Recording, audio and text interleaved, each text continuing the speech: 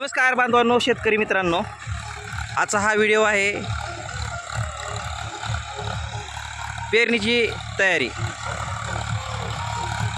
आज जूनची 2 तारीख आहे। शेतीची मशागत हे अनेक शेतकऱ्यांच्या अंतिम टप्प्यात आहे। अनेक शेतकऱ्यांचे वावर पेरणीसाठी तयार झालेले आहेत। त्याच पद्धतीने मी माझं शेत पेरणीसाठी तयार करत आहे।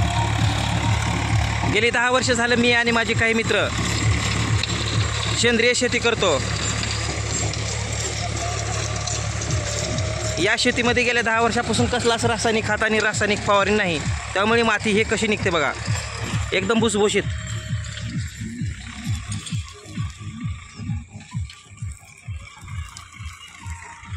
हे अशा पद्धतीचं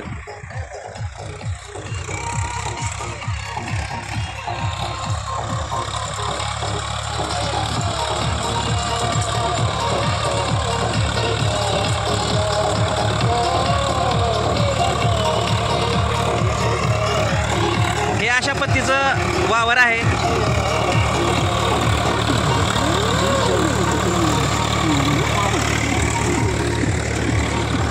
हे अशा पद्धतीचं ज्वारीचं वावर होतं। हे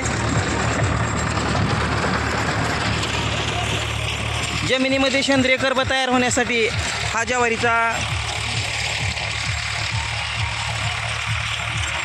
काही ठिकाणी कडबा, पाला, दसकट सगळे या ठिकाणी सेंद्रिय कर्ब जमिनीमध्ये तयार होण्यासाठी पंची केल्यानंतर रूटर केली जात आहेत।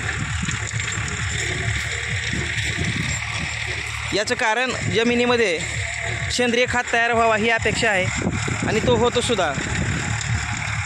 हे अशा पद्धतीचं वावर आहे।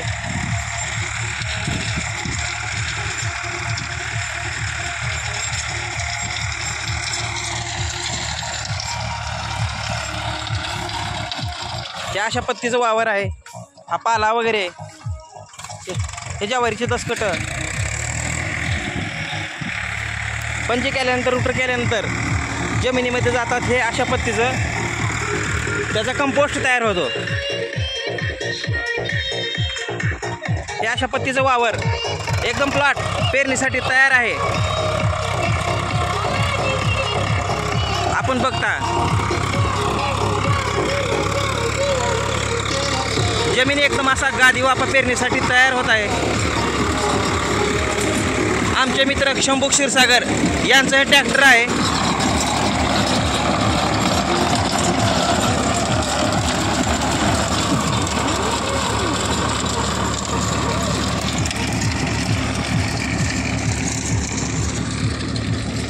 हा पहा, या जमिनीचा त्यांनी कथा गादी वापा रूटरच्या माध्यमातून तयार केलेला आहे।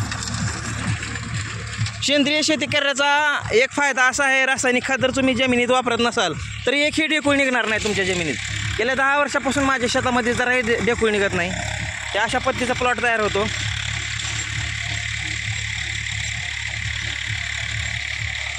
हा पहा प्लॉट।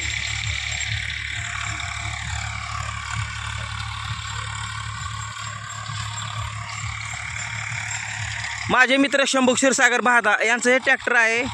पेरणीसाठी जर तुम्हाला रान तयार करायचं असेल तर तुमच्या मनासारखे रान तयार करण्यासाठी एक वेळेस त्यांच्यासोबत संपर्क करा। हे अशा पद्धतीचं रान ते तयार करून देतात। माझ्या शेतीच्या सर्व बांधावरती लिंबोळी अर्क प्राप्त करण्यासाठी मी लिंबाची झाडं लावलेली आहेत। हे पहा, लिंबाची झाडं आपल्याला दिसतात शेतीच्या बांधावर सर्व बाजूनी। एक वेळ फळाचे झाड कमी आहेत, खायच्या फळाचे झाड मी लावले नाहीत, पण हे अशी लिंबाची झाडं मी जतन केलेली आहेत। शेतीच्या सर्व बाजून हे आपल्याला दिसतंय, तो काही आपल्याला दिसतंय खूप दूरपर्यंत। जमिनीला लिंबोळी अर्क मिळवण्यासाठी हे झाडं मी या ठिकाणी जपलेली आहेत, जतन केलेली आहेत। अशा पद्धतीनं आज हा माझा प्लॉट आज 2 जून रोजी पेरणीसाठी परिपूर्णरित्या तयार झालेला आहे। कसा वाटला व्हिडिओ बांधवांनो नक्की कमेंट करून सांगा, आणि ट्रॅक्टरची मशागत पण कशी वाटली ते पण कमेंट करून सांगा। तुम्हाला ट्रॅक्टरची मशागत आवडली तर अवश्य शंभू क्षीरसागर बहादा यांच्याशी संपर्क साधा।